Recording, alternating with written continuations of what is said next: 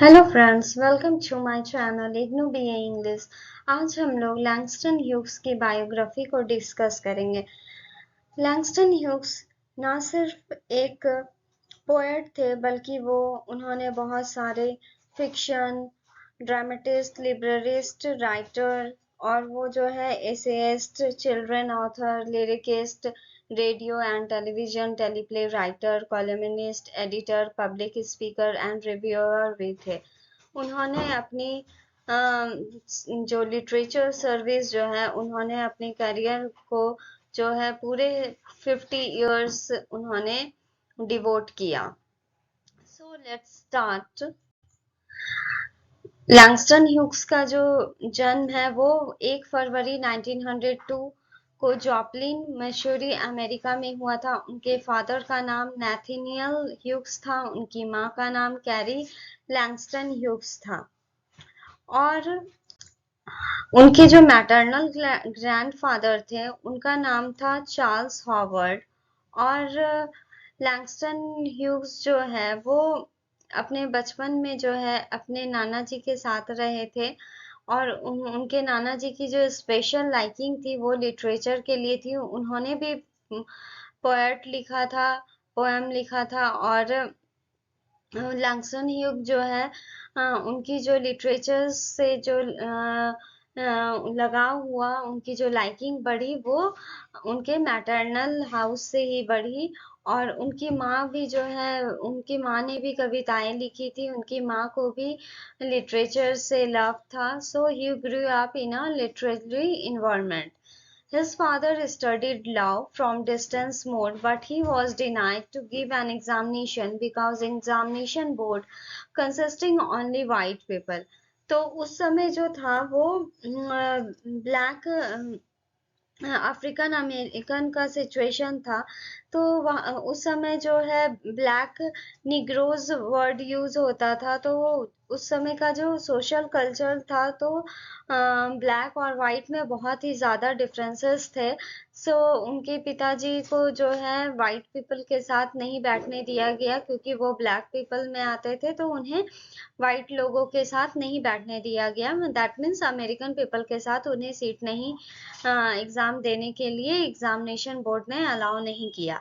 So in 1889 he moved into Joplin with his wife Carrie. और उसके बाद वो इन सर्च ऑफ जॉब में जॉब ढूंढने के लिए वो अपनी पत्नी के साथ जो है जॉपलिन में शिफ्ट होते हैं। और वहाँ उन्हें वो जो है अपने पहले बच्चे को खो देते हैं। मतलब उनका पहले बच्चे की डेथ हो जाती है या कुछ भी इंसिडेंट हुआ होगा जो कि उनका बच्चा उनके साथ नहीं है।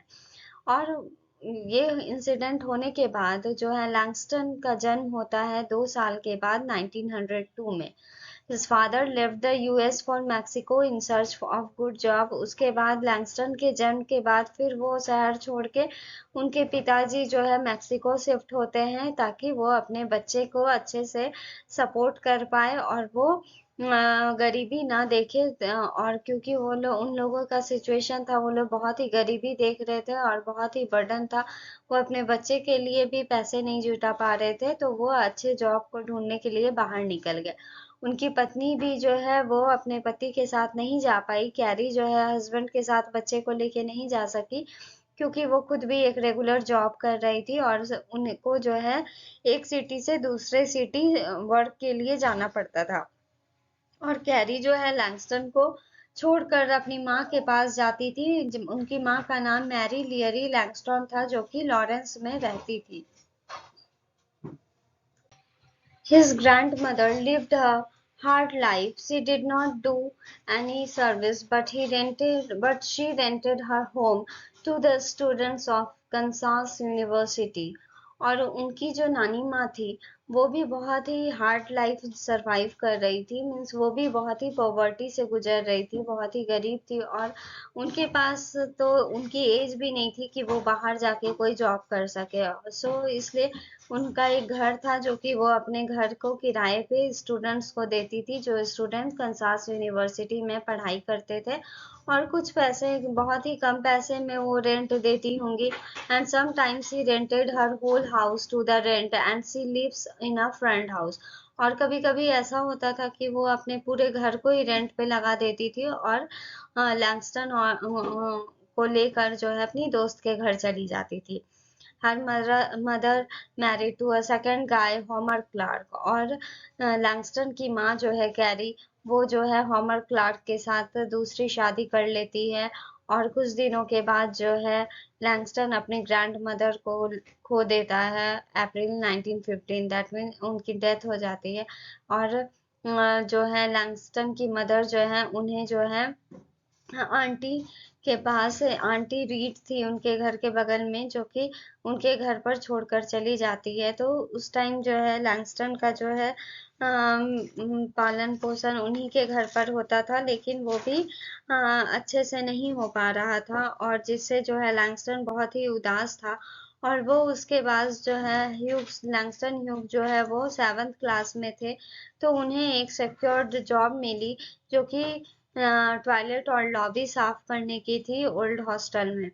तो ये जो वर्क एक्सपीरियंस था वो उनके लिए बहुत ही बेकार रहा होगा, लेकिन वहां से उन्हें एक सीख मिली कि उन्होंने एक पोयम लिखा, ब्रास इट स्पिटून्स। तो वहां से उनकी जो है लिटरेचर जर्नी स्टार्ट हुई। और उसके बाद जो है 1916 में जो है वो अपनी माँ और स्टेप फादर और स्टेप ब्रदर के साथ जो है रहने के लिए चले गए, और वहां पर जो है उन्हें एक स्कूल में दाखिला करा दिया गया, सेंट्रल हाई स्कूल, जो क्लीवलैंड में था। और 4 साल वो वहां पर अच्छे से उन्होंने पढ़ाई की, और वो वहां पे पोयम भी लिखते रह गए, और उनकी पोयम जो है स्टूडेंट मैगजीन में छपने लगी, द बेल्फरी ऑल में। उसके बाद ह्यूग्स के जो पिताजी थे वो मैक्सिको में 1919 में मैक्सिको में थे। और जो है ह्यूग्स जो है अपने फादर को बहुत ही डिसलाइक करते थे, क्योंकि उनके पिता का प्यार उसे कभी नहीं मिला, और वो बहुत ही ज्यादा डिप्रेस थे। उनके पिताजी, he was depressed most of the time, and उनकी जो ऐसी थिंकिंग हो गई थी कि वो इतने अकेले थे कि वो सुसाइड भी करना चाहते थे। और उसके बाद जो है लैंगस्टन ह्यूग जो है फिर अपने फादर के पास रहने लगे कुछ दिनों तक। और सितंबर 1921 में लैंगस्टन ने सोचा कि वो यूनिवर्सिटी में आगे की अपनी पढ़ाई को कंटिन्यू करे। तो उनके पिताजी चाहते थे कि वो यूरोपियन यूनिवर्सिटी में पढ़े, लेकिन लैंगस्टन चाहते थे वो कोलंबिया यूनिवर्सिटी में पढ़े। और उनके पिताजी उनके बात के लिए एग्री हो गए, और उनका एनरोल्ड जो है वो कोलंबिया में हो गया, और उसके बाद वहां पर उन्होंने पढ़ाई अपनी स्टार्ट करी। और उसके बाद जो है वहां पर जाने के बाद जो है लैंगस्टन का जो लगाव हो गया वो अफ्रीकन अमेरिकन लिटरेरी से, और कल्चरल रिवाइवल में भी। वहां पर उस वक्त हार्लेम रेनाइजेंस का था। हार्लेम मीन्स न्यूयॉर्क सिटी, और रेनाइंस मीन्स जो न्यू मूवमेंट था, न्यू ब्लैक मूवमेंट था। ब्लैक आर्ट मूवमेंट जो है वो न्यू नेग्रो मूवमेंट से वो मतलब अट्रैक्ट हुए, और उन्होंने अपना लिटरेचर वर्ल्ड को उस उस लाइन में भी अपने लिटरेचर वर्ल्ड को देखा, और वो उन्होंने उस फील्ड में भी बहुत सारे जो है अपने पोयम स्टोरीज को लिखा, जो कि बहुत ही फेमस हुई। उनकी जितनी भी सारी poem, novel, short stories, children fiction, सब जो है बहुत ही ज्यादा फेमस है। उसके बाद जो है उन्होंने 1926 में जो है लिंकन यूनिवर्सिटी की से ग्रेजुएट हुए वो वहां से। और उसके बाद वो पीछे ना मुड़ते हुए उन्होंने अपनी लिटरेचर वर्ल्ड में जो पैर रखा, तो वो बस अपने कंटिन्यू लिटरेचर लिखते ही रहे, और सारे कुछ जो लिटरेचर नॉवेल्स जो है सभी फेमस हो गए। जिसमें फेमस वर्क है उनकी पोएट्री द वेरी ब्लूज, इसकी 2 वॉल्यूम है, एक 1923 में पब्लिश्ड हुई, एक 1926 में। उसके बाद जो है फाइन क्लॉज टू द ज्यू 1927, the Negro mother and other dramatic recitations 1931, one way ticket 1949, fields of wonder 1947, ask your mama 12 mood for jazz 1961 में published हुई, the panther and the lass जो कि 1967 में published हुई। उसके बाद जो है famous novels and short stories उन्होंने the way of white fox 1934, simple speaks and wives 1953 में पब्लिश हुई, simple uncle Sam, something in common and other stories. तो ये सारी जो है उनकी जो है novel, short story and poem publish हुए, और भी बहुत सारे हैं। और उसके बाद जो है 2 अक्टूबर 1934 को उसके फादर की डेथ हो गई मेक्सिको में, और लेकिन वो जो है अपने फादर की फ्यूनरल भी अटेंड नहीं कर पाए, क्योंकि उनको जो ये बात जो है उन्हें लेट से मालूम हुआ, तो इनका अफसोस उन्हें हर वक्त रहा। सो उन्होंने बुक्स जो है चिल्ड्रन के लिए जो है बुक जो लिखी वो Popo and Fifina with Arna Bontemps 1932, the first book of the negroes 1952, the first book for jazz 1954, Marian Anderson famous concert singer with Steven Tracy 1954 में पब्लिश हुई, फर्स्ट बुक ऑफ अफ्रीका 1964 में publish हुई। उसके बाद Harlem resonance में उन्होंने अपना बहुत ही ज़्यादा इन्वॉल्वमेंट रहा उनका।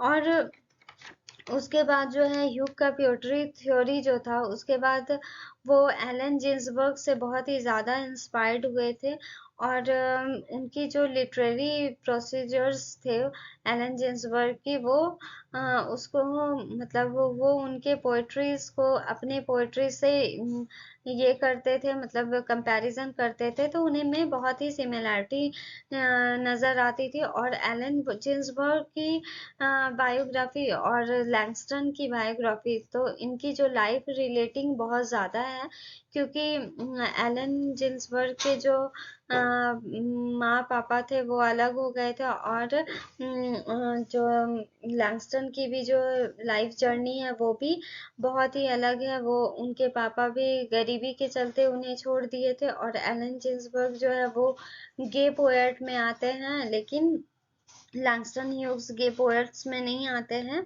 सो और इस वक्त जो है अफ्रो अमेरिकन का बहुत ही ज़्यादा मतलब बहुत ही ज़्यादा उस टाइम जो है मूवमेंट चल रहा था, ब्लैक आर्ट मूवमेंट्स। तो उस समय जो है अफ्रीकन अमेरिकन के जो भी राइटर थे उन्हें भी बहुत ही ज़्यादा स्ट्रगल करना पड़ रहा था अपने आप को प्रूव करने के लिए, लेकिन लैंगस्टन ह्यूग्स ने अपने जो उनके जो पोएटिक लिटरेचर वर्ल्ड में जो उनका नाम था वो सराखों पे था। उन्होंने अफ्रीकन और अमेरिकन ये सारे बाउंडेशन को तोड़ दिया था। So guys, I hope you all like this video. So please like, share and subscribe my channel. Thank you very much.